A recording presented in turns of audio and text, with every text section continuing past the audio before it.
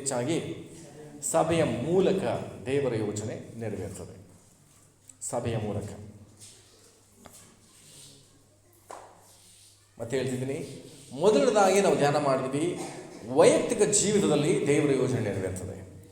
ಕುಟುಂಬ ಜೀವಿತದಲ್ಲಿ, ಎರಡನೇ ಅಂಶ, ಕುಟುಂಬ ಜೀವಿತದಲ್ಲಿ ದೇವರ ಯೋಜನೆ ನೆರವೇರ್ತದೆ. ಮೂರನೇದಾಗಿ ಸಭೆಯ ಮೂಲಕ ದೇವರ ಯೋಜನೆ ನೆರವೇರುವುದಾಗಿದೆ. ಒಂದು ವಾಕ್ಯವನ್ನು ತೆಗೆದುಕೊಳ್ಳೋಣ. ಎಫೆಸದವರಿಗೆ ಬರೆದ ಪತ್ರಿಕೆ, ಎಫೆಸದವರಿಗೆ ಬರೆದ ಪತ್ರಿಕೆ 3ನೇ ಅಧ್ಯಾಯ ಅದರ 10 ಮತ್ತು 11ನೇ ವಚನವನ್ನು ಒಬ್ಬರು ಓದೋಣ. ನಾನೇ ಓದ್ತೇನೆ ಕೇಳಿಸ್ಕೊಟ್ಟು. ದೇವರು ನಮ್ಮ ಕರ್ತನಾದ ಕ್ರಿಸ್ತ ಯೇಸುವಿನಲ್ಲಿ ಅನಾದಿ ಕಾಲದಿಂದ ಮಾಡಿದ ಸಂಕಲ್ಪದ ಮೇರೆಗೆ ತನ್ನ ನಾನಾ ವಿಧವಾದ ಜ್ಞಾನವು ಪರಲೋಕದಲ್ಲಿ ರಾಜ್ಯತ್ವಗಳಿಗೂ ಅಧಿಕಾರಗಳಿಗೂ ಈಗ ಕ್ರೈಸ್ತ ಸಭೆಯ ಮೂಲಕ ಗೊತ್ತಾಗಬೇಕೆಂಬುದನ್ನು ಉದ್ದೇಶಿಸಿದ್ದನು ಎಂಬುದಾಗಿ ನಾವು ಗಮನಿಸ್ತೀವಿ. ನಾವು ಮಾತಾಡ್ತಿರೋದು ದೇವರ ಯೋಜನೆ ಕುರಿತಾಗಿ. ಈ ವಚನವು ಹೇಳ್ತದೆ ದೇವರ ಸಂಕಲ್ಪ ಅಂದರೆ ಯೋಚನೆ ಕುರಿತಾಗಿ ನಾವು ಮಾತನಾಡ್ತಾ ಇದ್ದೀವಿ. ಎಲ್ಲರೂ ವಾಕ್ಯನ ಧ್ಯಾನಿಸ್ರಿ, ದೇವರ ವಾಕ್ಯಕ್ಕೆ ಪ್ರಾಮುಖ್ಯತೆ ಕೊಡ್ರಿ, ದೇವರ ವಾಕ್ಯಕ್ಕೆ, ಜೀವವುಳ್ಳ ವಾಕ್ಯಕ್ಕೆ ನೀವು ಸಮಯ ಕೊಡ್ರಿ, ತೆಗೆದುಕೊಂಡು ಅದನ್ನು ನಂಬ್ರಿ. ನಿಮ್ಮ ಜೀವಿತದಲ್ಲಿ ಆ ಕಾರ್ಯವನ್ನು ನೆರವೇರಿಸಲಿಕ್ಕೆ ಆ ವಾಕ್ಯ ನಿಮ್ಮಲ್ಲಿ ಕಾರ್ಯ ಮಾಡ್ತದೆ. ದೇವರ ವಾಕ್ಯ ಇವತ್ತು ಸ್ಪಷ್ಟವಾಗಿ ಹೇಳ್ತಿದೆ. ಅದನ್ನು ಸ್ವಲ್ಪವಾಗಿ ನಿಧಾನವಾಗಿ ಒಬ್ಬೊಬ್ಬರು ಅರ್ಥ ಮಾಡ್ಕೊಂಡು ಹೋಗಬೇಕು ನಾನು ಕೇಳ್ಕೊಳ್ತೇನೆ. ದೇವರು ಯಾರು? ತಂದೆಯಾದ ದೇವರು ನಮ್ಮ ಕರ್ತನಾದ ಕ್ರಿಸ್ತ ಯೇಸುವಿನಲ್ಲಿ, ದೇವರು ನಮ್ಮ ಕರ್ತನಾದ ಕ್ರಿಸ್ತ ಯೇಸುವಿನಲ್ಲಿ ಅನಾದಿ ಕಾಲದಿಂದ ಮಾಡಿದ್ದ ಸಂಕಲ್ಪದ ಮೇರೆಗೆ. ಯಾವಾಗ ಮಾಡಿದ ಸಂಕಲ್ಪ? ಅನಾದಿ ಕಾಲ ಅಂದರೆ ಹಿಂದಿನ ಕಾಲ ಅಲ್ಲ, ಬಹಳ ಹಿಂದೆ, ಪ್ರಾರಂಭ ಕಾಲ, ಅನಾದಿ ಕಾಲ. ಆದಿ ಇದೆಯಲ್ಲಿ, ಆದಿ ಬೇರೆ ಅನಾದಿ ಬೇರೆ. ಅಂದರೆ ಆದಿಕಾಂಡ 1:1ನೇ ವಚನ ಹೇಳ್ತದೆ ಆದಿಯಲ್ಲಿ ಅಂತ. ಅಂದರೆ ಅದರ ಅರ್ಥ ಏನು? ಪ್ರಾರಂಭ. ಅನಾದಿ ಅಂದರೆ ಪ್ರಾರಂಭಕ್ಕಿಂತಲೂ ಅದೇ ದೇವರು ನೋಡ್ರಿ. ಅದರ ವರ್ಡಲ್ಲಿ ಜಗದೋತ್ಪತ್ತಿಗೆ ಮುಂಚೆ. ಬಟ್ ಅನಾದಿ ಕಾಲ ಚೆನ್ನಾಗಿದೆ. ಅನಾದಿ ಪ್ರಾರಂಭಿಸುವುದಕ್ಕಿಂತಲೂ, ಭೂಮಿಯನ್ನು ಉಂಟು ಮಾಡೋದಕ್ಕಿಂತ ಮುಂಚೆ, ಮನುಷ್ಯರನ್ನು ಉಂಟು ಮಾಡೋದಕ್ಕಿಂತ ಮುಂಚೆ, ಈ ಲೋಕಕ್ಕೆ ಏನೆಲ್ಲ ಮಾಡಬೇಕು, ಇವತ್ತು ಚಾಮರಾಜನಗರ ಜಿಲ್ಲೆಯಲ್ಲಿ 2025 ಸುಭಿಕ್ಷೆ ವರ್ಷದಲ್ಲಿ ಇಷ್ಟು ಜನ ಕುಳಿತು ನಾನು ಈ ಒಂದು ಆಲೋಚನೆ ಮಾಡೋದಕ್ಕೆ, ಈ ಪ್ರಸಂಗ ಕೇಳೋದಕ್ಕಿಂತ ಮುಂಚೆನೇ ಅನಾದಿ ಕಾಲದಲ್ಲಿ ಅವರು ಪ್ಲಾನ್ ಮಾಡಿದ್ರು. ಅನಾದಿ ಕಾಲದಲ್ಲಿ ಅವರು ಸಂಕಲ್ಪ ಮಾಡಿದ್ದನ್ನು, ಅದು ಯಾರಲ್ಲಿ ಸಂಕಲ್ಪ ಮಾಡಿದಂತೆ? ಕ್ರಿಸ್ತ ಯೇಸುವಿನಲ್ಲಿ, ಯೇಸು ಸ್ವಾಮಿಯಲ್ಲಿ ಒಂದು ಸಂಕಲ್ಪ ಮಾಡಿದ್ದಾರೆ, ಒಂದು ಯೋಜನೆ ಮಾಡಿದ್ದಾರೆ. ಮುಂದೆ ಓದ್ತೀನಿ, ಗಮನಿಸ್ರಿ. ಅನಾದಿ ಕಾಲದಿಂದ ಮಾಡಿದ ಸಂಕಲ್ಪದ ಮೇರೆಗೆ ಅಂದರೆ ಯೋಚನೆ ಇದೆ. ಇವತ್ತು ನಾವು ಚರ್ಚ್ಗೆ ಪೇಂಟ್ ಮಾಡಿಸ್ತಿದ್ದೇವೆ. ಯಾವ ಥರ ಮೇರೆಗೆ? ಅರ್ಥ ಮಾಡ್ಕೊಂಡ್ಬಿಟ್ರಿ, ಚೆನ್ನಾಗಿ ನನ್ನ ಜೊತೆ ಇದ್ದೀರಿ. ಕ್ರಿಸ್ಮಸ್ಗೋಸ್ಕರವಾಗಿಯೇ ಪೇಂಟ್ ಮಾಡಿಸಿದ್ದೇವೆ ಹೊರತು ಚರ್ಚ್ ಕ್ಲೀನ್ ಆಗಲಿ ಅಂತ ಅಲ್ಲ, ಚರ್ಚ್ ಗಲೀಜಾಗಿದೆ ಅಂತ ಅಲ್ಲ, ಚೆನ್ನಾಗೇ ಇತ್ತು ನಮ್ಮ ಚರ್ಚ್ ಅಲ್ವಾ? ಯಾವುದಕ್ಕೋಸ್ಕರ ಮಾಡಿಸಿದ್ದೇವೆ? ಕ್ರಿಸ್ಮಸ್ ನಿಮಿತ್ತವಾಗಿ. ಸಂಕಲ್ಪ, ಪ್ಲಾನ್ ಯಾವುದು? ಕ್ರಿಸ್ಮಸ್. ಹಲ್ಲೆಲೂಯಾ. ದೇವರು ಅನಾದಿ ಕಾಲದಲ್ಲಿ ಮಾಡಿದಂಥ ಸಂಕಲ್ಪದ ಮೇರೆಗೆ, ಉದ್ದೇಶಕ್ಕೆ ಏನು ಮಾಡಿರುತ್ತೆ ಗಮನಿಸಲಿ. ಮೇರೆಗೆ ತನ್ನ ನಾನಾ ವಿಧವಾದ ಜ್ಞಾನವು, ತನ್ನ ಅಂದರೆ ಯಾವರ? ದೇವರ ತನ್ನ ಜ್ಞಾನವು, ತನ್ನ ನಾನಾ ವಿಧವಾದ ಜ್ಞಾನವು ಪರಲೋಕದಲ್ಲಿ, ಎಲ್ಲಿ?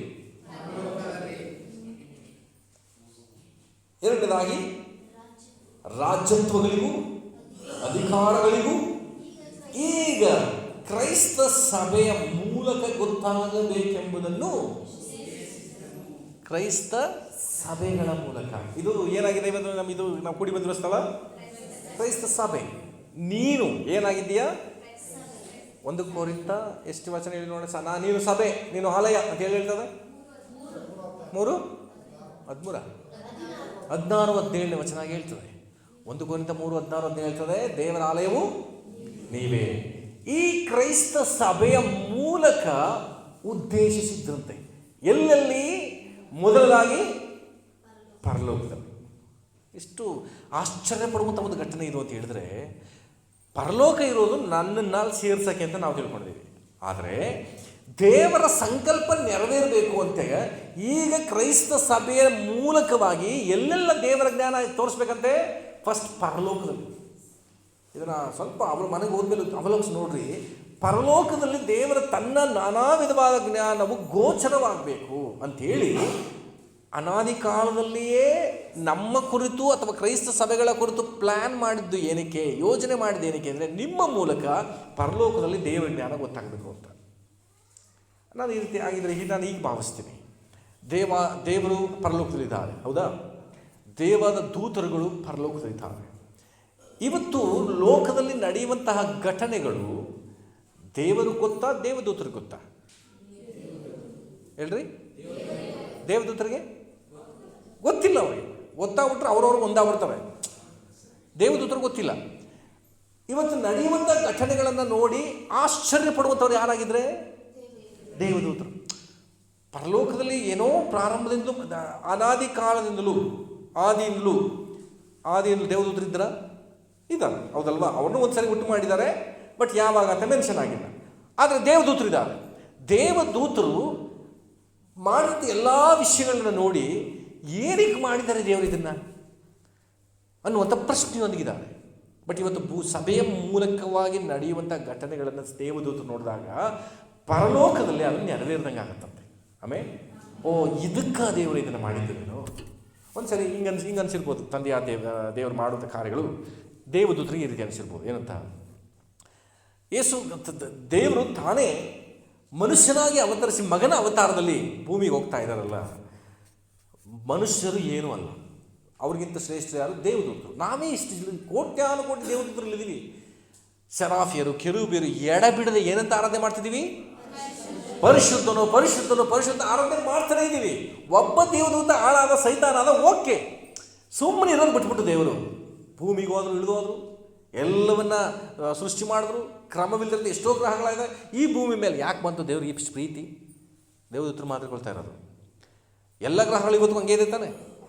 ಎಲ್ಲ ಗ್ರಹಗಳು ಇವತ್ತಿಗೂ ಹಾಗೆ ಇದೆಯಾ? ಗಾಳಿ ಇಲ್ಲ, ನೀರಿಲ್ಲ, ಮಳೆ ಇಲ್ಲ, ಹೌದಾ? ಅದೇ ಥರ ಇಡೀ ಗ್ರಹದ ಮೇಲೆ ಯಾಕೆ ದೇವರ ಪ್ರೀತಿ? ಮನುಷ್ಯರನ್ನು ಉಂಟು ಮಾಡಿದ್ದಕ್ಕೆ ಪಶ್ಚಾತ್ತಾಪ ಪಟ್ಟನು. ಇದನ್ನು ನೋಡಿ ದೇವದೂತರು ಅವತ್ತೇ ಅಂದ್ಕೊಂಡಿದ್ದೆ, ಸ್ವಾಮಿ ನಾವು ನೀ ಯಾತಿಗೆ ಮಾಡ್ದಿದ್ದೆ ಅಲ್ಲವ ಅಂತ. ನಾವು ಹೇಳಿಲ್ವಾ? ಪಕ್ಕದ ದೇವದೂತರು ಮಾತ್ರ ನಾವು ಹೇಳಿಲ್ವಾ ಯಾತಿಗೆ ಮಾಡಿದ್ರು ದೇವರು ಅಂತ? ನೋಡಿ ಕೂತ್ಕೊಂಡು ಪಶ್ಚಾತ್ತಾಪ ಪಡ್ತಾವೆ ದೇವದೂತರು ಮಾತಾಡ್ಕೊಳ್ತಿದ್ದ. ನನ್ನ ಜೊತೆ ಇದ್ದೀರಾ? ಪ್ರಸಂಗ ಅರ್ಥ ಆಗ್ತಿದೆಯಾ? ದೇವದೂತರು ಮಾತಾಡ್ಕೊಳ್ತಿದ್ದ. ಕಡೆಗೆ ಕಳಿಸಿದ್ರು, ಮನುಷ್ಯನಾಗಿ ಈ ಲೋಕಕ್ಕೆ ಬಂದರು. ಎಲ್ಲವನ್ನ ಇನ್ನು ಸ್ವಲ್ಪ ಹಿಂದೆ ಹೋದರೆ ಪಶ್ಚಾತ್ತಾಪ ಪಟ್ಬಿಟ್ಟು ಎಲ್ಲರನ್ನೂ ನಾಶ ಮಾಡ್ತೀನಿ ಅಂದರು. ಪುನಃ ನೋಡು, ಒಬ್ಬನ ಕುಟುಂಬನ ಇಟ್ಕೊಂಡ್ರು.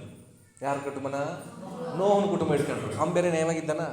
ನಾನು ಹೇಳ್ತೀನಿ, ದೇವರೇ ಎಲ್ಲನೂ ಹಾಳು ಮಾಡ್ಬೋದು. ನಾವಿದ್ದೀವಲ್ಲ ದೇವದೂತರು, ನಿನ್ನ ಆರಾಧನೆ ಮಾಡ್ತೀವಿ. ದೇವರು ಅನಾದಿ ಕಾಲ ಪ್ಲ್ಯಾನ್ ಮಾಡಿದ್ರು, ಬೇಡ ನಾನು ಹಿಂಗೆ ಮಾಡೋದು. ಒಂದು ಕುಟುಂಬ ಉಳಿಸಿದ್ರು. ಅವನ ಕುಟುಂಬ ನಿಮ್ಮ ಕುಟುಂಬದ ಲೋಕವೆಲ್ಲ ಹರಡ್ಕೊಳ್ತು. ಪರವಾಗಿಲ್ಲ, ಈಗಲಾದ್ರೂ ನ್ಯಾಯವಾಗಿರ್ತಾರೆ ಅಂದರೆ ತನ್ನ ಸ್ಥಾನದಲ್ಲಿ ಸೌಲನ ತಂದರು. ಅಲ್ಲೂ ಎಡವಟ್ಟು ಮಾಡಿದ್ನ. ಅದಕ್ಕೆ ಅವತ್ತು ಹೇಳಿದ್ದೀನಿ ನಾನು, ದೇವರು ಗೊತ್ತಿಲ್ಲದೆ ಏನೇನೋ ಮಾಡ್ತಾವ್ರೆ. ಇನ್ನು ಕೆಲವೊಂದು ಗುಂಪು ಹೇಳಿರ್ತಾರೆ, ಇದಕ್ಕೆ ಮತ್ತು ದೇವ್ರಿಗೆ ಮಾಡ್ತಿದ್ದಕ್ಕೆ ಆಮೇಲೆ ಲೂಸಿಫರ್ ಆಗೋದು ಸುಮ್ಮನೆ ಅದನ್ನ ಇವರು ತಪ್ಪು ಮಾಡ್ತಿದ್ದಕ್ಕೆ ಇವ್ರ ಜಾಗದಲ್ಲಿ ನಾನಿದ್ರೆ ಹೆಂಗೆ ಮಾಡ್ಬೋದಾಗಿತ್ತು ಅಂತ ಅಂದ್ಕೊಂಡಾಮ, ಅದಕ್ಕೆ ತಳ್ಳಿಬಿಟ್ರಲ್ಲ ಪಾಪ ಅನ್ನ. ದೇವದೂತರು ಮಾತಾಡ್ಕೊಳ್ತಿದ್ದಾರೆ. ಅದರ ನಂತರವಾಗಿ ಏನಾಗ್ತಿದೆ? ಎಲ್ಲ ಮುಗಿದೋಯ್ತು, ಪಾಪಗಳಾಯಿತು. ಸರಿ, ಒಂದು ಕ್ಷಣದಲ್ಲಿ ನೋಹನ ಕಾಲದಲ್ಲಿ ನಾಶ ಮಾಡಿದಂಗೆ ಈಗಲೂ ಒಬ್ಬರು ನಾಶ ಮಾಡಿಬಿಟ್ಟು ಇನ್ನೊಬ್ಬನ ಸೃಷ್ಟಿ ಮಾಡಿದಾಯ್ತೇನಿಲ್ವ? ದೇವರೇ ಇಳಿದು ಅದ್ರಗಪ್ಪ ಬೇಡ ಅಂದ್ರು. ಯಾವ ರೂಪ ಧರಿಸಿ? ದೇವದೂತನಿಗಿಂತ ಸ್ವಲ್ಪವಾಗಿ ಕಡಿಮೆ ಮಾಡಲ್ಪಟ್ಟಂತೆ. ಬೇಕಿತ್ತ? ನಮ್ಮ ಸ್ಥಾನ ಏನು? ನಮಗಿಂತ ಕೆಳಮಟ್ಟ ಕೊಂಡಾದ್ರಲ್ಲ ದೇವರು ಅಂತ ದೇವದೂತರು ಆಲೋಚನೆ ಮಾತಾಡಿದ. ಹಲ್ಲೆಲೂಯಾ. ಗಮನಿಸ್ರಿ, ಎಚ್ಚರವಾಗಿದ್ದೀರಾ? ನಾವು ಯಾವುದ್ರ ಬಗ್ಗೆ ಮಾತಾಡ್ತಿದ್ದೀವಿ? ದೇವರ ಯೋಜನೆ ಸಭೆಗಳಲ್ಲಿ ನೆರವೇರ್ತದೆ, ಸಭೆಯ ಮೂಲಕ ನೆರವೇರ್ತದೆ. ದೇವದೂತರು ಈ ಥರ ಎಲ್ಲ ಆಲೋಚನೆ ಮಾಡುವಾಗ ಕಡೆಗೆ ಮನುಷ್ಯರು ಹೋದ್ರು ಯೇಸು ಸ್ವಾಮಿ ಆಗಲಾರು ಏನಾದ್ರು ಸಾಧಿಸ್ಬಿಟ್ರ ಪಾಪ, ಅಯ್ಯೋ ಪಾಪ, ವಿಚಿತ್ರವಾಗಿ ಅವ್ರನ್ನ ಕೊಂದುಬಿಟ್ರಲ್ಲ, ದೇವಾದಿ ದೇವರನ್ನು ಕೊಂದುಬಿಟ್ರಲ್ಲ. ದೇವದೂತರು ಮಾತಾಡ್ತಾರೆ. ಅದಾದ ನಂತರವಾಗಿ ಯೇಸು ಸ್ವಾಮಿ ಸಮಾಧಿಯಿಂದ ಎದ್ದೇಳ್ತಾರೆ. ದೇವದೂತರು ಆಕಾಶದಲ್ಲಿ ಕಾಣಿಸ್ಕೊಳ್ತಾರೆ. ಯಾವಾಗ? ಯೇಸು ಸ್ವಾಮಿ ಪರಲೋಕಕ್ಕೆ ಆರೋಹಣನಾಗುವಾಗ ದೇವದೂತರು ಕಾಣಿಸ್ಕೊಳ್ತಾರೆ. ಓಕೆ, ದೇವರ ಯೋಜನೆ ಇದಾಗಿತ್ತ? ಅವಾಗ ಅರ್ಥ ಆಗುತ್ತೆ ನಮ್ಮ ದೇವದೂತರಿಗೆ, ಓ ದೇವರ ಯೋಜನೆ ಇದಾಗಿತ್ತು ಅಂತೇಳಿ ನಂತರವಾಗಿ ಅರ್ಥ ಮಾಡಿಕೊಂಡು ಆ ಯೇಸು ಸ್ವಾಮಿಯನ್ನು ಕರೆದುಕೊಂಡು ಅವರಿಗೆ ದೇವದೂತರು ಕಾಣಿಸ್ಕೊಳ್ತಾರೆ, ಪರಲೋಕಕ್ಕೆ ಆರೋಹಣನಾಗ್ತಾರೆ. ಅದರ ನಂತರವಾಗಿ ಯೇಸು ಸ್ವಾಮಿ ಆರಿಸಿಕೊಂಡಂತಹ ಶಿಷ್ಯರ ಬಗ್ಗೆ ಸ್ವಲ್ಪ ತೆಗೆದುಕೊಂಡ್ರೆ, ಯೇಸು ಸ್ವಾಮಿ ಸೇವೆ ಮಾಡ್ತಾ ಇದ್ದಾರೆ, ಸತ್ತಿಲ್ಲ ಇನ್ನೂ, ಎಲ್ಲ ಚೆದರೋಡುಂಟು. ದೇವದೂತ ಯಾರು ಅನ್ಕೊಂಡಿರ್ತಾರೆ? ಪರಲೋಕದವರು ಒಬ್ಬ ಹಾಳಾದ, ಭೂಲೋಕದವ್ರನ್ನ ಸರಿ ಮಾಡ್ತೀನಿ ಅಂತ ವಾದ್ರಿ 12 ಜನ ಹಾಳಾಗ್ಬಿಟ್ರೆ ದೇವರ ಯೋಜನೆ ಗೊತ್ತಾಗಲ್ಲ. ಕೆಲವು ವೇಳೆ ಪರಿಸ್ಥಿತಿಗಳೆಲ್ಲ ತದ್ವಿರುದ್ಧವಾಗಿ ಕಾಣ್ತದೆ. ಒಂದು ವಾಕ್ಯ ತೆಗೆದುಕೊಂಡ್ರಿ, ಮತ್ತಾಯನ ಬರೆದ ಸುವಾರ್ತೆ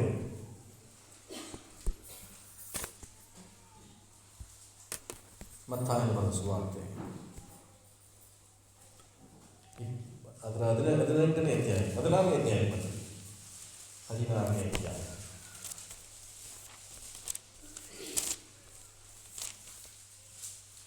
ಇಲ್ಲಿ ನಾನು ಈ ಕಥೆಯನ್ನು ನಾನು ಇಷ್ಟಕ್ಕೆ ನಿಲ್ಲಿಸಿ ನಂತರ ಅಲ್ಲಿ ಬರ್ತೀನಿ.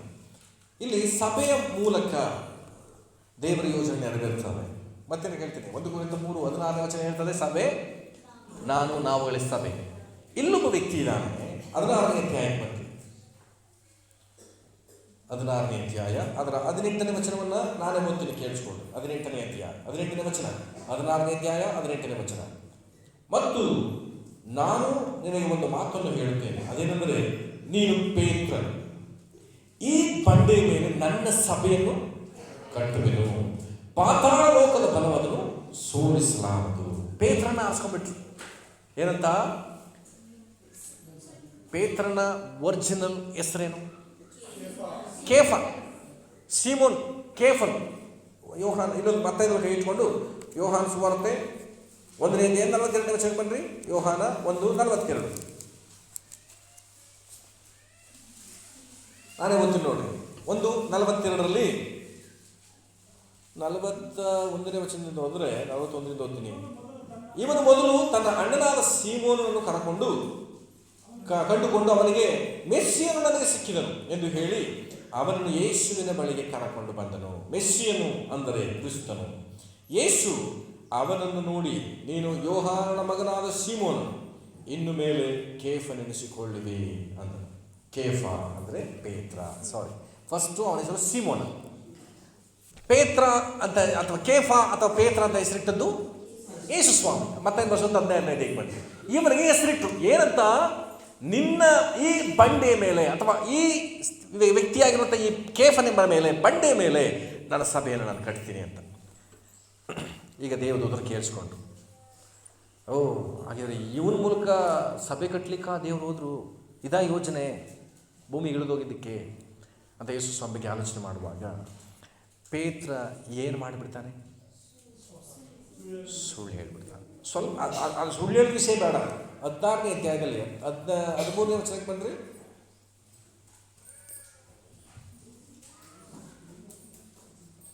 13ನೇ ವಚನದಿಂದ ನಾನು ಓದ್ತೀನಿ. ಕೆಲವರು ಯೇಸುವಿಗೆ ಹೇಳ್ತಾರೆ, ಜನರು ಮನುಷ್ಯಕುಮಾರನನ್ನು ನನ್ನನ್ನು ಯಾರು ಅನ್ನುತ್ತಾರೆ ಅಂತ ಯೇಸು ಸ್ವಾಮಿ ಕೇಳಿದ್ರು. ಆಗ ಜನ ಎಲ್ಲ ಹೇಳ್ತಾರೆ, ಏನಂತ? ನೀವು ಸ್ನಾನಿಕನಾದ ಯೋಹಾನನು, ಎಲಿಯನು, ಯಾರೋ ಒಬ್ಬ ಪ್ರವಾದಿ ಅಂತ ಹೇಳ್ತಾರೆ ಅಂತ. ಬಟ್ ಪೇತ್ರ ಏನಂತ? ನೀನು ಬರಬೇಕಾದ ಕ್ರಿಸ್ತನು ಸ್ವಾಮಿ. ವಾಹ್, ದೇವದೂತರು ಅಂದರು. ಅದಕ್ಕೆ ಯಾರಿಗೂ 12 ಜನರಿಗೂ ಯಾರಿಗೂ ಪ್ರಕಟಣೆ ಬರೆದ್ರೆ ಪೇತ್ರನಿಗೆ ಬಂತು. ಅದಕ್ಕೆ ಅವನ್ನ ಬಂಡೆ ಅಂದರು. ಅದಕ್ಕೆ ಇವನ ಮೇಲೆ ಸಭೆ ಕಟ್ತೀನಿ ಅಂದರು ಅಂತ ದೇವದೂತರು ಮಾತಾಡ್ಕೊಳ್ತಿದ್ದಾರೆ. ಸ್ವಲ್ಪ ಹೊತ್ತಿಗೆ ಏನಾಗೋಯ್ತು? ಅದು 23ನೇ ವಚನ ಹೋದ್ರಿ.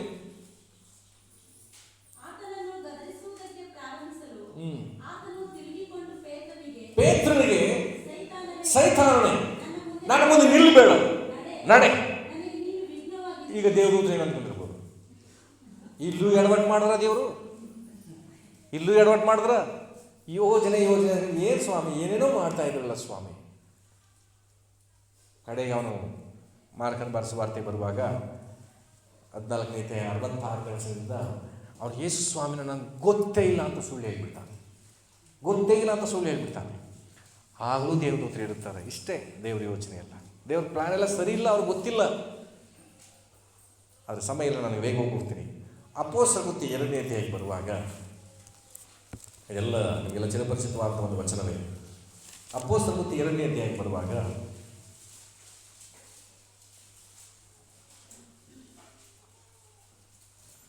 ಅದರ 40-41 ವಚನವಾದ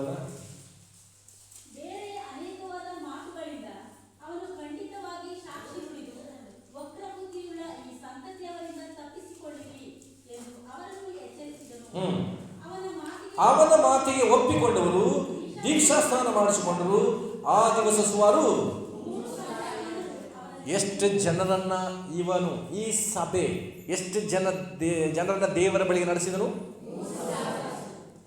ದೇವರ ಯೋಜನೆ ಯಾವ ವ್ಯಕ್ತಿಯ ಮೇಲೆ ಇರ್ತದೋ ಆತನ ನಡೆಸೋಕೆ ಬಹಳ ಕಠಿಣವಾಗಿರ್ತದೆ. ಪೇತ್ರನ ಹಾದಿ ಹಾಗೆ ಇತ್ತು.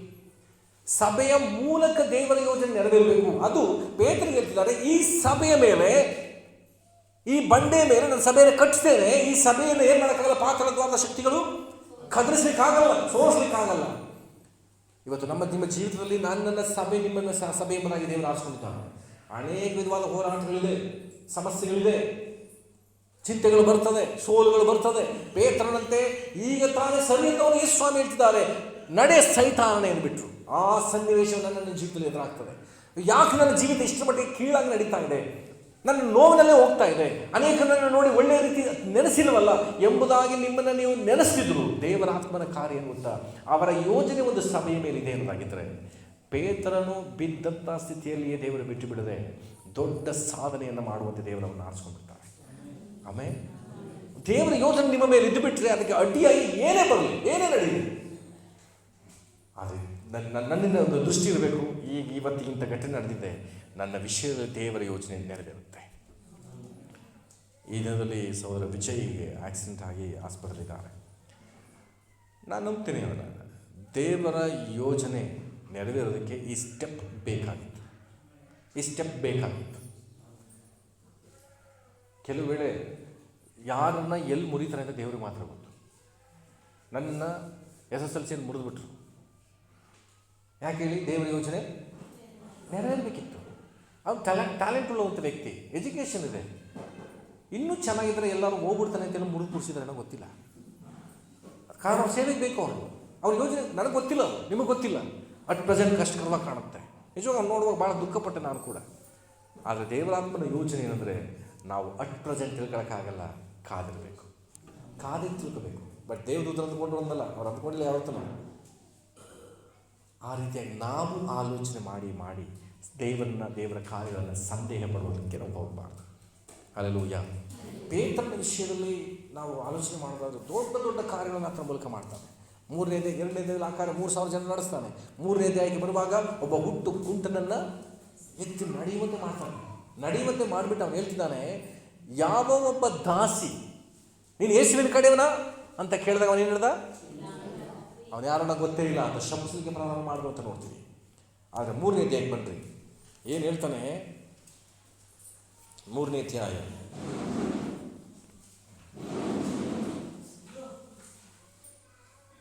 ಗಮನಿಸ್ರಿ. 3ನೇ ಅಧ್ಯಾಯದಲ್ಲಿ ಅದರ 14ನೇ ವಚನದಿಂದ ಓದೋಣ.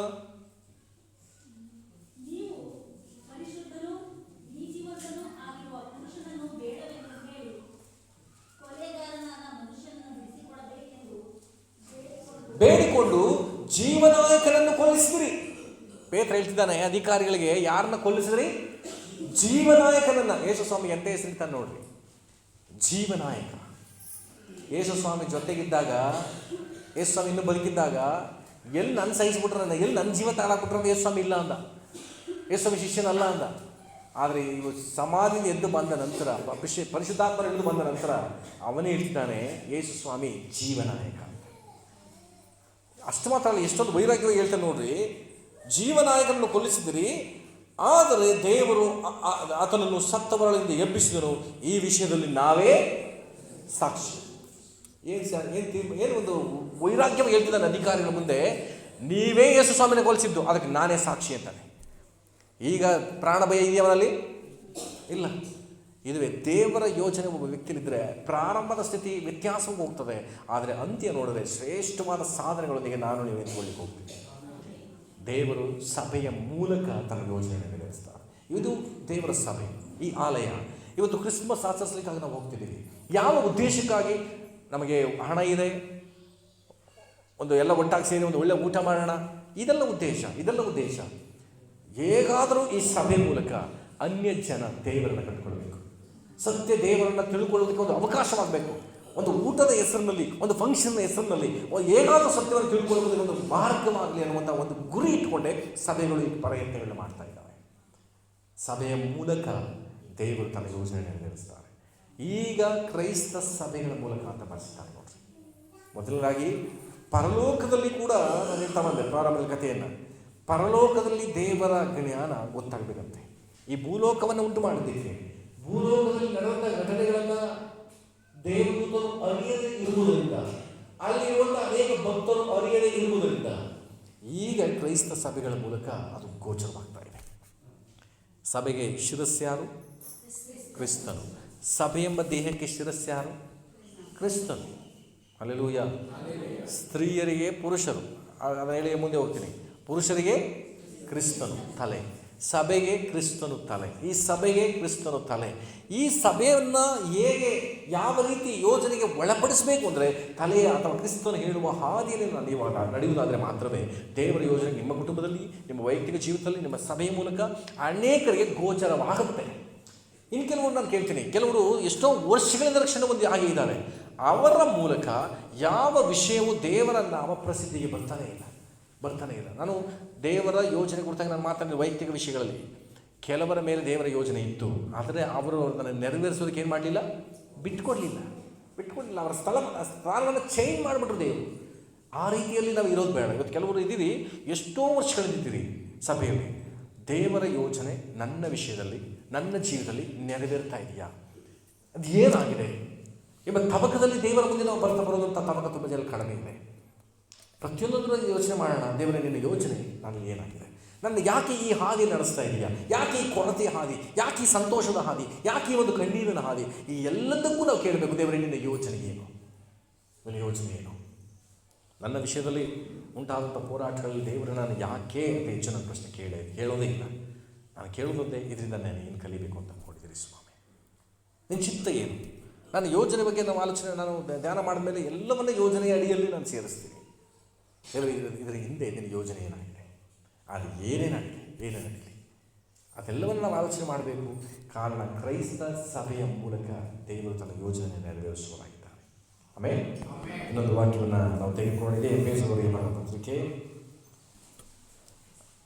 3ನೇ ಅಧ್ಯಾಯ 12ನೇ ವಚನ ಓದೋಣ. ಎಫೆಸ 3:12.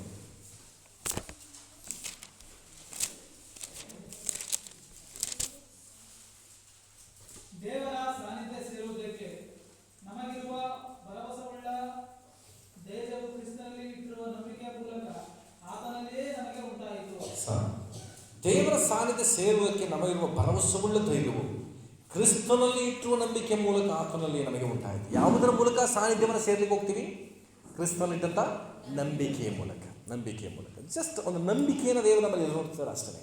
ನಮ್ಮಲ್ಲಿ ನಂಬಿಕೆ ಬಂದರೆ ನಮ್ಮ ಮೂಲಕ ದೇವರ ಯೋಜನೆ ನೆರವೇರುವುದಕ್ಕೆ ದೇವರು ಮಾರ್ಗಗಳನ್ನು ತೆರೀತಾರೆ. ನಮ್ಮ ನಂಬಿಕೆಯನ್ನು ಕಾಪಾಡಿಕೊಳ್ಬೇಕು. ಗಮನಿಸಲಿ, ನಿಮ್ಮ ಜೀವಿತದಲ್ಲಿ ಎದುರಾಗ್ತಕ್ಕಂಥ ಎಲ್ಲ ಹೋರಾಟಗಳು ಒಂದೇ ಒಂದು ಉದ್ದೇಶಕ್ಕಾಗಿ ನಿಮ್ಮ ನಂಬಿಕೆಯನ್ನು ಕೆಡವುವುದಕ್ಕೋಸ್ಕರ. ಬಟ್ ನಾವು ತಿಳ್ಕೋಬೇಕು, ಏನೇ ಹೋರಾಟ ಮಾಡಲಿ ನಾನು ನಂಬಿಕೆಯನ್ನು ಮಾತ್ರ ಬಿಟ್ಬಿಡಲ್ಲ. ನಾನು ನಂಬ್ತೇನೆ. ಕೆಲವರು ವಿಷಯದ ನೋಡ್ಬೋದು, ಪ್ರಾಣವೇ ಹೋಗುವಂಥ ಸನ್ನಿವೇಶವೇ ಬಂದರು. ನನ್ನ ಜೀವಿತದಲ್ಲಿ ಯಾವತ್ತೂ ಕೂಡ ನಂಬಿಕೆಯನ್ನು ಮಾತ್ರ ಕಳ್ಕೊಳ್ಳಲ್ಲ. ಇದೊಂದು ಮಾತ್ರ ನಾನೊಂದು ಕಡೆ ಮನೆ ಸಭೆಗಳಲ್ಲಿ ಧ್ಯಾನ ಮಾಡ್ತಿದ್ದೇವೆ. ಯೋಹಾನ ಬರೆಸುವಂತೆ ಬನ್ನಿ. ಸಭೆಯ ಮೂಲಕ ದೇವರ ಯೋಜನೆ ನೆರವೇರಬೇಕು. 20ನೇ ಅಧ್ಯಾಯ, ಯೋಹಾನ ಬರೆಸುವಂತೆ 20ನೇ ಅಧ್ಯಾಯ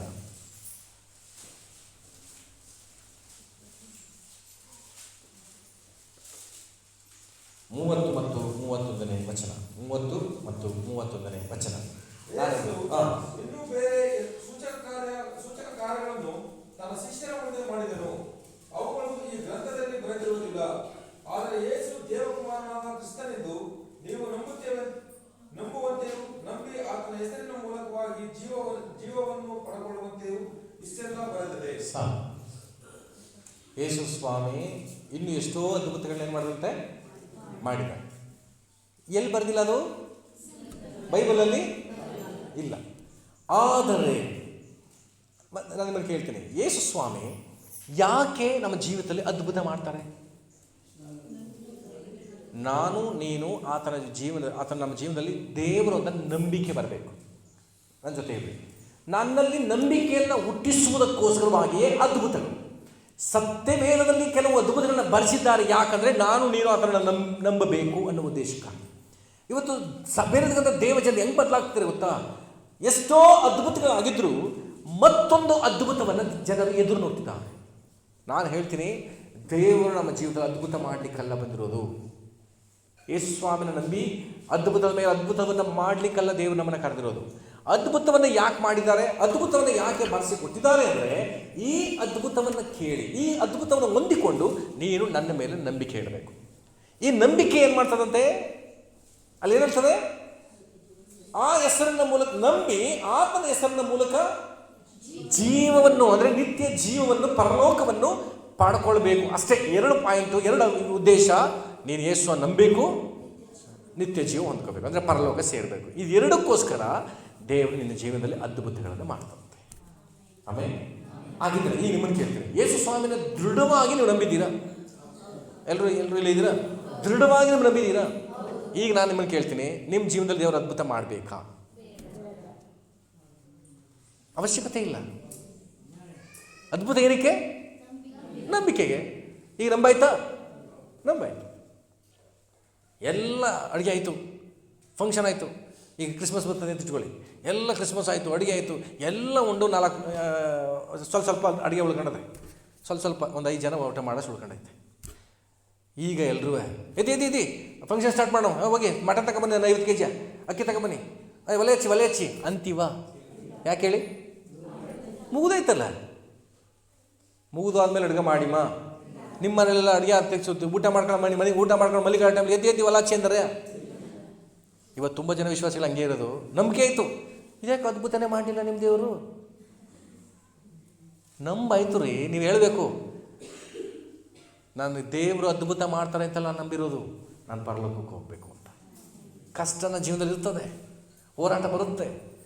ಈ ಸಭೆ ಮೂಲಕ ದೇವರ ಯೋಜನೆ ನೆರವೇರಬೇಕು ಅಂತ ನಾನು ಇಲ್ಲಿದ್ದೀನಿ ಹೊರತು ಅದ್ಭುತ ಮಾಡಿಸ್ಕೊಳ್ಳಿಕ್ಕೋಸ್ಕರ ಅಲ್ಲ. ಹಲ್ಲೆಲೂಯಾ. ಮತ್ತೆ ಪಕ್ಕದ ನೋಡಿರಿ, ಅದ್ಭುತ ಇದ್ರು ನೋಡಬೇಡಿ, ಪರಲೋಕ ಇದ್ರು ನೋಡಿ.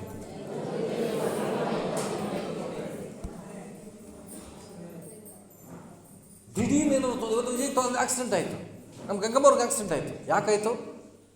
ಅದ್ಭುತ ಬೇಕಾ ನಮಗೆ? ಪರಲೋಕಕ್ಕೂ ಆಗಲಿ ಬಿಡಿ, ಬೇಜಾರು ಮಾಡ್ಕೊಬೇಡಿ, ಕಳಿಸ್ಬಿಟ್ಟರು ಬೇಗ ಅಂತ. ಇಲ್ಲಿರೋಕ್ಕಿಂತ ನಿಮಗೂ ಹಂಗೆ ಸಾರ್ತೀನಿ, ನಿಮಗೂ ಹಂಗೆ ಆಶೀರ್ವಾದ ಮಾಡ್ತೀನಿ. ಇಲ್ಲಿರೋಕ್ಕಿಂತ ಬೇಗ ಹೋಗಿ ಸೇರ್ಕೊಳ್ಳಿ. ಕ್ರಿಸ್ಮಸ್ 5,000 ಕೊಡೋಕ್ಕಾಗಲ್ಲ ಅನ್ನೋರೇ ಬೇಗ ಹೋಗಿ ಸೇರ್ಕೊಳ್ಳಿ.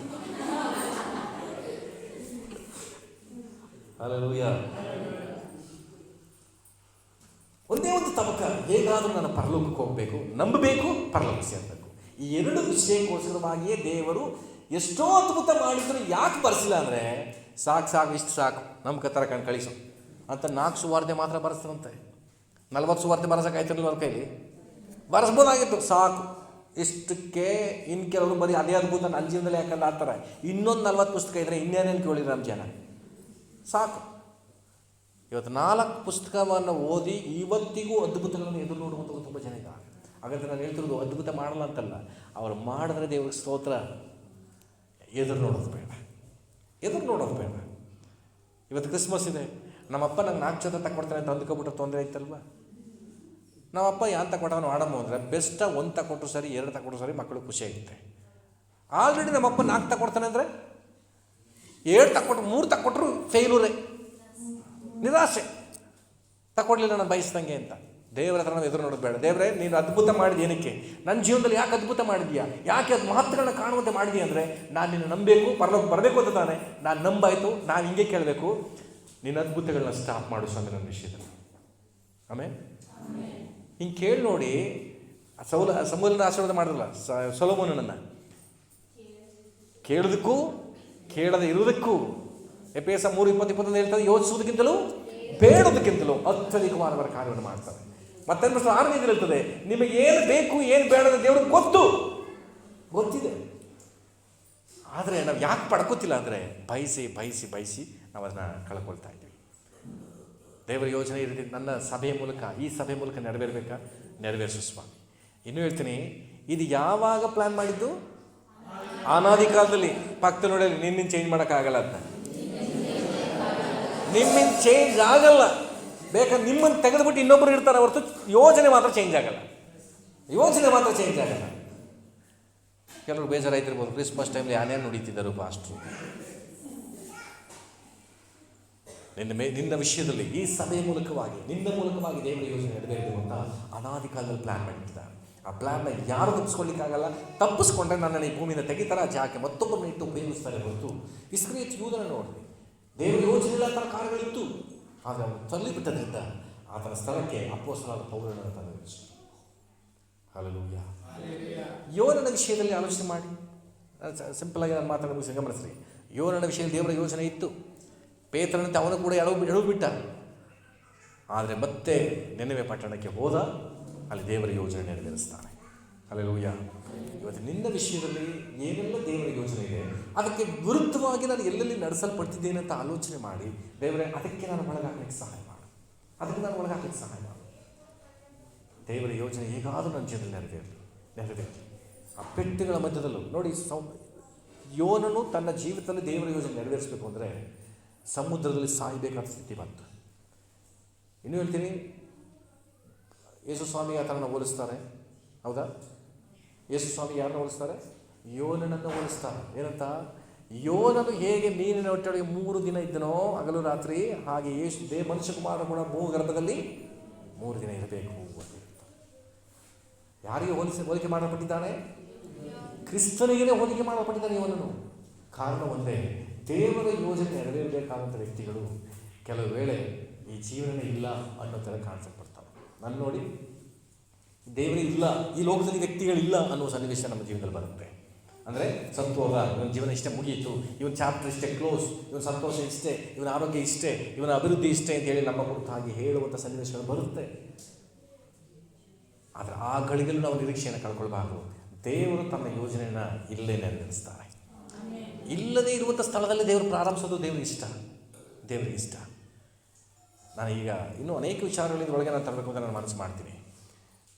ಈ ಸಭೆ ಮೂಲಕವಾಗಿ ದೇವರ ಯೋಜನೆ ನೆರವೇರಬೇಕು ಅಂದರೆ, ನಾನು ಆಗಲೇ ಹೇಳಿದೆ, ಈ ಸಭೆಗೆ ತಲೆ ಯಾರು? ಕ್ರಿಸ್ತನು.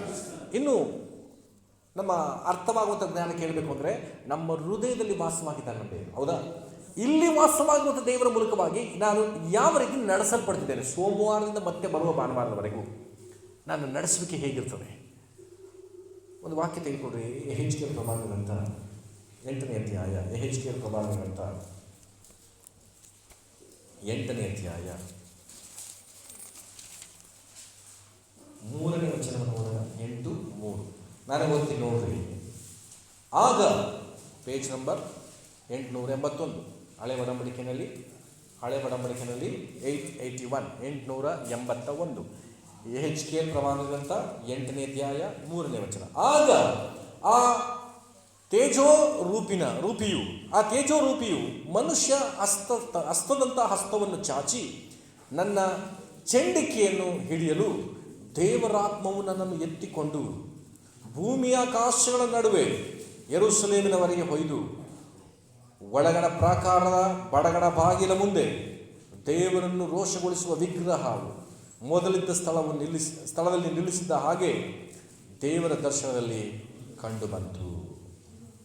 ಯೆಹೆಜ್ಕೇಲನಿಗೆ ಒಂದು ದರ್ಶನ ಕಾಣ್ತಿದ್ದಾನೆ.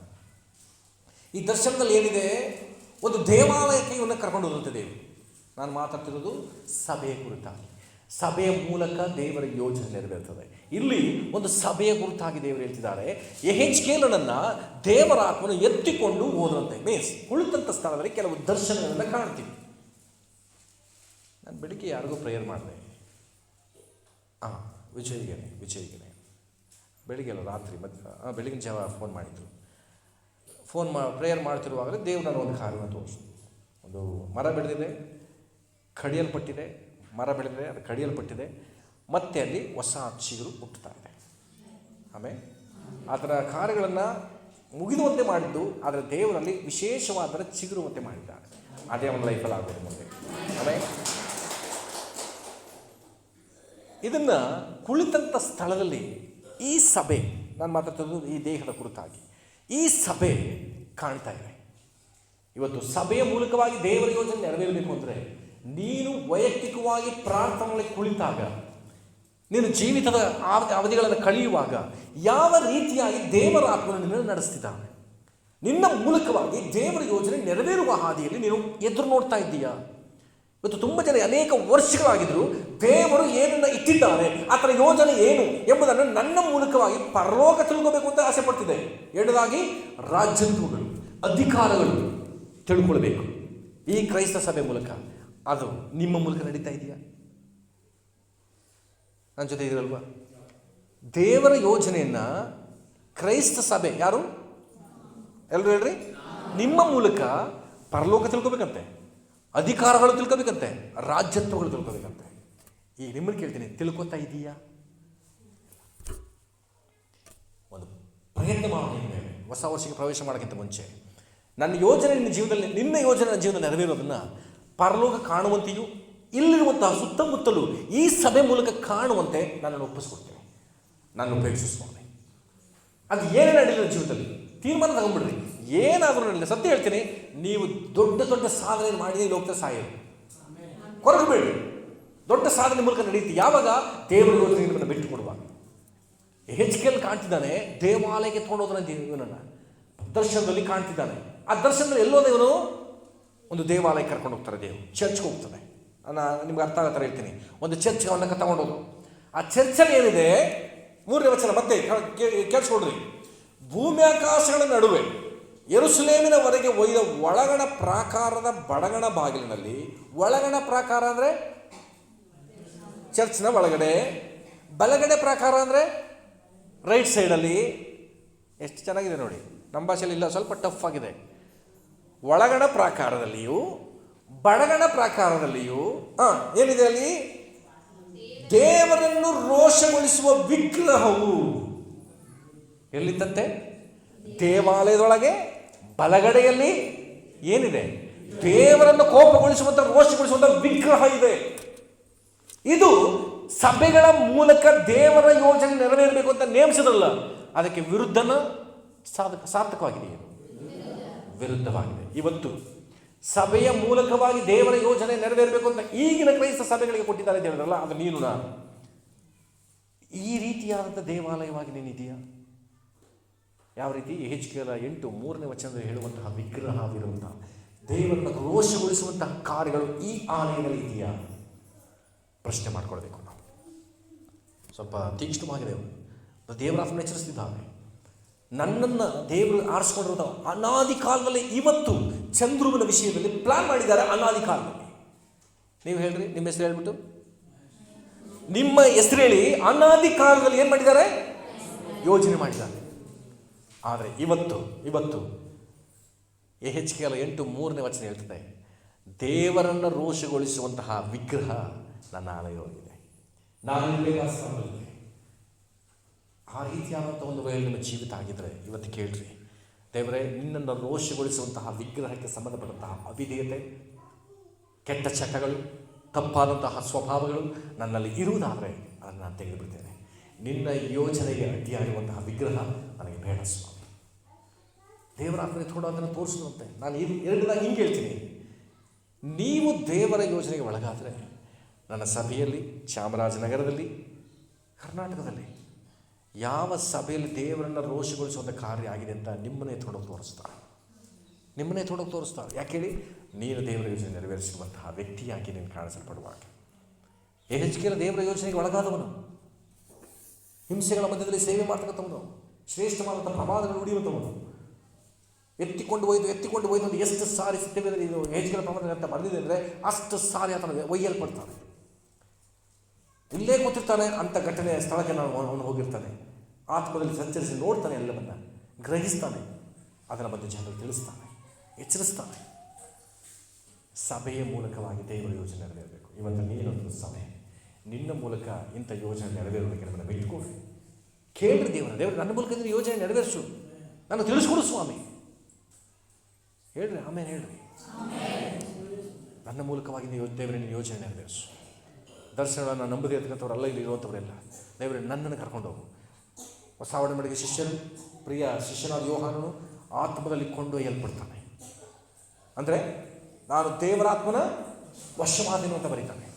ವಶವಾಗ್ಬಿಟ್ಟೆ, ನಾನಲ್ಲ ಇನ್ನು ದೇವರಾತ್ಮದಿಂದ ಕಾಣ್ತೇನೆ. ಪರಲೋಕ ಕಾಣ್ತಿದ್ದಾನೆ, ಈ ದಿನಗಳಲ್ಲಿ ನಡೆಯುವುದನ್ನು ಕಾಣ್ತಿದ್ದಾನೆ, ಲೋಕದ ಅಂತ್ಯದಲ್ಲಿ ಭೂಮಿ ಆಕಾಶ ಅಳಿದು ಹೋಗೋದನ್ನು ಕಾಣ್ತಿದ್ದಾನೆ, ನೂತನ ಯೆರೂಸಲೇಮನ್ನು ಕಾಣ್ತಿದ್ದಾನೆ. ಇನ್ನೂ ಅದು ಯಾವುದು ಉಂಟಾಗಿಲ್ಲ.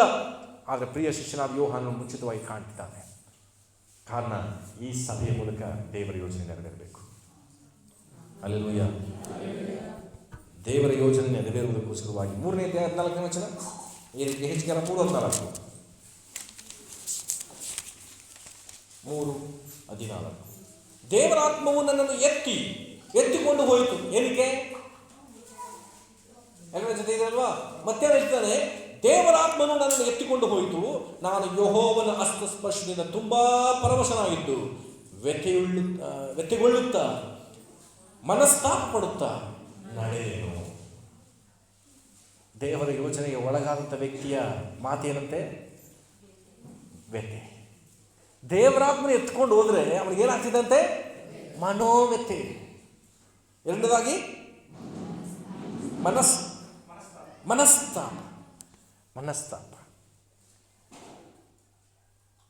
ಮನಸ್ತಾಪ ಪಟ್ಟುಕೊಂಡು ಮನೋವೇದನೆಯೊಂದಿಗೆ ಆತನ ಕೂತುಬಿಟ್ಟೆ ಅಂತ ಹೇಳ್ತಿದ್ದಾನ,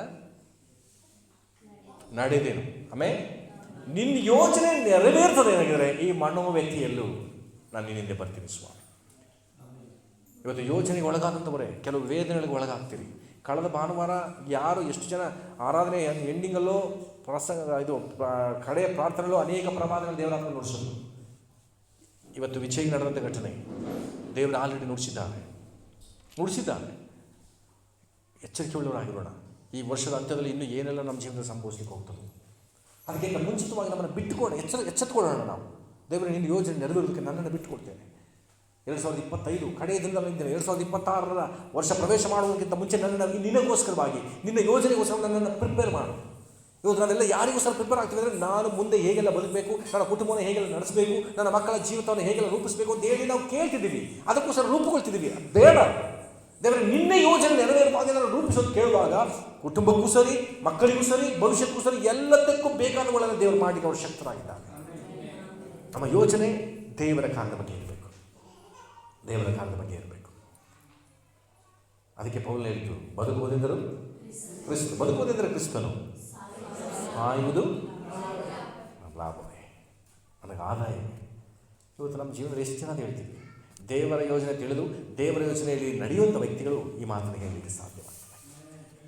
ನಾವು ಅಂದ್ಕೋತೀವಿ ಪೌಲ್ ಹೇಳಿದಾಗ ಹೇಳೋಕ್ಕಂತ ಆಗುತ್ತೆ. ದೇವರ ಯೋಜನೆ ಒಳಗಾಗೋಣ. ನಾವು ಚಾಮರಾಜನಲ್ಲಿ ಯಾರು ಹೇಳ್ತಾರಲ್ವೋ, ಎಬನೇಜರ್ ಪ್ರಾರ್ಥನಾ ವಿಶ್ವಾಸಿಗಳು ಈ ಮಾತುಗಳನ್ನು ಹೇಳಬೇಕು. ಯಾಕೆಂದರೆ ದೇವರಾತ್ಮನಂಥ ಮಾತುಗಳನ್ನು ಆಡ್ತಿದ್ದಾರೆ, ಇಲ್ಲಿ ತಿಳಿಸ್ತಿದ್ದಾರೆ. ನಾವು ದೇವರಾತ್ಮನಿಗೆ ಹೊರಗಾಗುವಂಥವರಾಗಿರಬೇಕು. 11ನೇ ಅಧ್ಯಾಯಕ್ಕೆ ಬಂದ್ರಿ. 11ನೇ ಅಧ್ಯಾಯ 1ನೇ ವಚನ, ಯೆಹೆಜ್ಕೇಲ 11:1. ಆಮೇಲೆ ದೇವರಾತ್ಮವು ನನ್ನನ್ನು ಎತ್ತಿ ಪೂರ್ವ ದಿಕ್ಕಿಗೆ ಅಭಿಮುಖವಾಗಿರುವ ಯೆಹೋವನ ಆಲಯದ ಮೂಡಣ ಬಾಗಿಲಿಗೆ ತಂದು ಬಿಟ್ಟಿತು. ಯಾವ ಬಾಗಿಲಿಗೆ? ಅದು ಯಾವ ಬಾಗಿಲು? ದೇವಾಲಯ, ಯೆಹೋವನ ಆಲಯ. ನಾನು ಮಾತಾಡ್ತಿರೋದು ದೇವರ ಆಲಯದ ಮೂಲಕ ದೇವರ ಯೋಜನೆ ನೆರವೇರ್ತದೆ. ಬಟ್ ಇಲ್ಲಿ ಒಂದು ಕರ್ಕೊಂಡ್ಬಂದು ಬಿಡ್ತಿದ್ದಾರೆ. ಏನಾಗ್ತದೆ ಮುಂದೆ ಓದಿಬಿಡ್ತಾರೆ. ಈಗ ಬಾಗಿಲ ಮುಂದೆ 25 ಜನರು ನಿಂತಿದ್ದರು. ನಾನು ಅವರ ಮಧ್ಯದಲ್ಲಿ ಅಜ್ಜೂರನ ಮಗನಾದ ಯಾಜನ್ಯ, ಬೇನಾಯನ ಮಗನಾದ ಪೆಲತ್ಯ ಎಂಬ ಜನದೊಡೆಯರನ್ನು ನೋಡಿದೆನು. ಸಾಕು. ಈ ದೇವಾಲಯದಲ್ಲಿ ಏನು ನಡೀತಿದೆ ಗೊತ್ತಾ? ಎಷ್ಟು ಜನ ಕೂತಿದ್ರಂತೆ? 25 ಜನ ಕೂತಿದ್ರು. ಈಗ ತಲೆಬರ ಹೋದ್ಬಿಡಿ.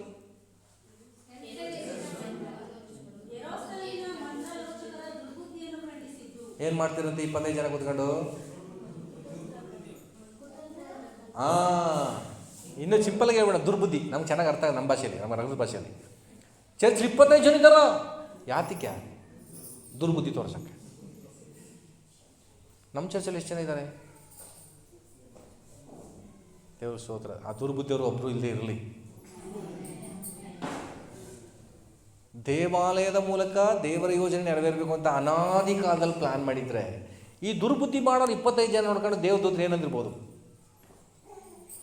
ನೋಡಿದೆ ಸ್ವಾಮಿ ಇಲ್ಲೂ ಫೇಲೂರು, ನೀನು ದೇವಾಲಯ ಸ್ಥಾಪನೆ ಮಾಡಿಸ್ತೇನೆ ನೀನು ಸೊಲೊಮೋನ್ ಮೂಲಕ. ನೋಡು ದುರ್ಬುದ್ಧಿ ಮಾಡೋರು 25 ಜನ ಒಳಗೆ ಅವರೇ. ನಮ್ಮ ಸಭೆ ಕುರಿತಾಗಿ, ನಿನ್ನ ಕುರಿತಾಗಿ ಇವತ್ತು ಹಿಂಗೆ ಹೇಳ್ತೀನಿ ನಾನು, ಈ ಸಭೆಯೊಳಗಡೆ ಅಲ್ಲ, ನನ್ನ ಜೊತೆ ಇರ್ರಿ, ಈ ಸಭೆಯೊಳಗಡೆ ಎಷ್ಟು ದುರ್ಬುದ್ಧಿ ಇರ್ಬೋದು ಒಳಗೆ? ಇಲ್ಲಿ 25 ಹೆಚ್ಚಿಗೆಲ್ಲ ನೋಡಿದ್ದು, ಇಲ್ಲಿ ಜಾಸ್ತಿನೇ ಇರ್ಬೋದಲ್ವಾ? ಹಾಂ, ದುರ್ಬುದ್ಧಿಯನ್ನು ಕಲ್ಪಿಸುವಂತಹ ಈ ಆಲಯವಾಗಿರದೆ ದೇವರ ಯೋಜನೆಯನ್ನು ನೆರವೇರಿಸುವುದಕ್ಕೋಸ್ಕರವಾಗಿ ನೇಮಿಸಲ್ಪಟ್ಟಂಥ ಆಲಯವಾಗಿ ನಾನಿರಬೇಕು. ಕೆಲವರ ಮಾತುಗಳು ಕುಟುಂಬದಲ್ಲಾಗ್ಬೋದು, ವೈಯಕ್ತಿಕವಾಗ್ಬೋದು, ನಿಮ್ಮ ಮಾತುಗಳು ತುಂಬ ಜನರನ್ನು ನೋಯಿಸುವಂಥ ಮಾತುಗಳಾಗಿದೆ. ಈ ಆಲಯ ದೇವರ ಯೋಜನೆಯನ್ನು ನೆರವೇರಿಸುವಂಥ ಹಾದಿಲಿಲ್ಲ. ಯಾಕೆ ನಿನ್ನ ಬಾಯಿಯೊಳಗಿಂದ ಕೆಟ್ಟ ಮಾತುಗಳು ಹೊರಡಬಾರದು ಬೈಬಲ್ ಇರ್ತದೆ? ಈ ಆಲಯದಿಂದ ದೇವರ ಯೋಜನೆ ನೆರವೇರಬೇಕು. ಹಲ್ಲೆಲೂಯಾ. ಕೋಪ ಬಂದಾಗ ಆಡುವಂಥ ಎಂತೆಂಥ ಮಾತುಗಳ ನಮ್ಮ ವಿಶ್ವಾಸಿಗಳ ಬರ್ತದೆ. ಕೆಲವ್ರ ಬಗ್ಗೆ ಗೊತ್ತು, ಕೆಲವ್ರ ಹತ್ರ ಕೆಟ್ಟ ವರ್ಡ್ಗಳನ್ನ ಮಾತಾಡೋದೇ ಇಲ್ಲ ಪಾಸ್. ನಾವು ಕೂಡ ಬೈಯದೇ ಬರಲ್ಲ ಅಂತ ಹೇಳೋರಿದ್ದೀವಿ ನಮ್ಮ ಸಭೆಯಲ್ಲಿ. ದೇವರಿಗೆ ಸ್ತೋತ್ರ. ಹಿಂಗೆ ಹೇಳ್ದಂಗೆ ನಮ್ಮ ಸಭೆಯಲ್ಲಿ ಒಬ್ರಿಗೂ ಬೈಯಕ್ಕೆ ಬರಲ್ಲ ಅಂತ ಹೇಳ್ದಂಗೆ ಇರುತ್ತೆ. ಹಾಂ, ಚೆನ್ನಾಗಿರುತ್ತಲ್ವ? ಪಕ್ಕದವ್ರು ಹೇಳ್ರಿ, 2020 ನಮ್ಮ ಸಭೆಯಲ್ಲಿ ಯಾರೂ ಬೈಯೋಕ್ಕೆ ಬರಲ್ಲ. ಹಂಗಾಗಿ ಯಾರಿಗೂ ಬೈಯೋಕ್ಕೆ ಬರಲ್ಲ. ವಯಸ್ಸಪ್ಪ ನೆರವೇರಲಿ ಸ್ವಾಮಿ. ಯಾರ ಮನೆ ಜಗಳ ನಾನು ಕರೆದ್ರು ಅವ್ರು ಒಪ್ಪಿಸೋ ವಿಷಯಗಳೇ ನಮ್ಗೆ ಖುಷಿ ಆಗಬೇಕು. ಪಾಸ್ಟ್ರೇ ಒಂದೊಂದ ಪಾಸ್ಟರ್, ಆ ಪಾಸ್ಟ್ರೇ ಇವಳ ನಂದು ಪಾಸ್ಟರ್, ನಾನು ಸೈಲೆಂಟ್ ಆಗಿರ್ತೀವಿ ಪಾಸ್ಟ್ರೇ ಇಂಥ ಮಾತೊಂದು ಪಾಸ್ಟ್ರೇ ಕೆಟ್ಟದಾಗ ಬಂದಿಲ್ಲ, ರಾಶಿ ಮಾತಾಡ್ಬಿಟ್ಟಾರೆ ಪಾಸ್ಟ್ರೇ, ಇಂಥ ಸಾಕ್ಷಿಗಳು ನಾನು ಬರಬೇಕು.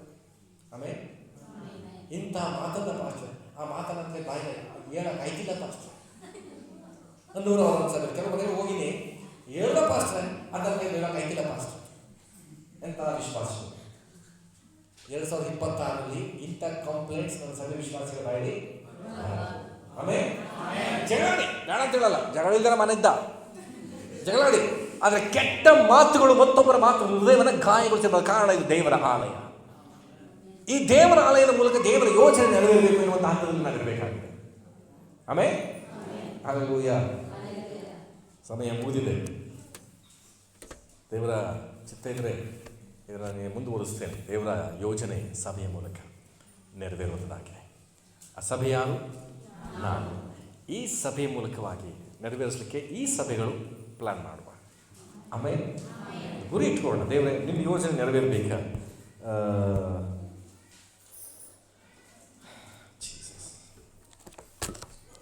ಮುಗಿಸೋಕ್ಕೆ ಮನಸ್ಸಾಯ್ತಿದ್ದ ಇಲ್ಲ, ಬೈಬಲ್ ಎಕ್ಸಾಮ್ ಬೇರೆ ಇದೆ ನೋಡೋಣ.